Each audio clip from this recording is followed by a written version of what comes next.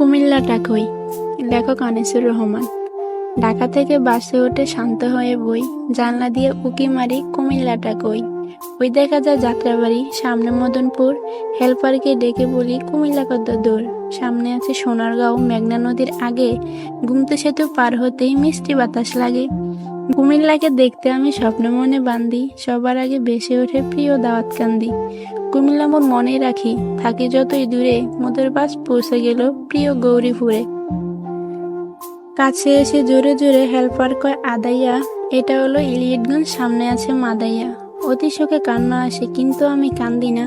জানলা দিয়া চাইয়া দেখি পৌঁছে গেছি চান্দিনা। নিমচার এসে চোখ জোড়ালো, দেখে কত তরকারি। পাশের সিটের কাকা বলে সুস্বাস্থ্যের দরকারি। বাসে বসে কবি তুমি কত কিছু ভাবিলা, জানলা দিয়ে চাইয়া দেখো পৌঁছে গেছো কাবিলা। ময়নামতি সেনানিবাস, আলেখারচর বিশ্ব রোড, সামনে আমার কুমিল্লা বাই, বলছে পাশের সাইনবোর্ড।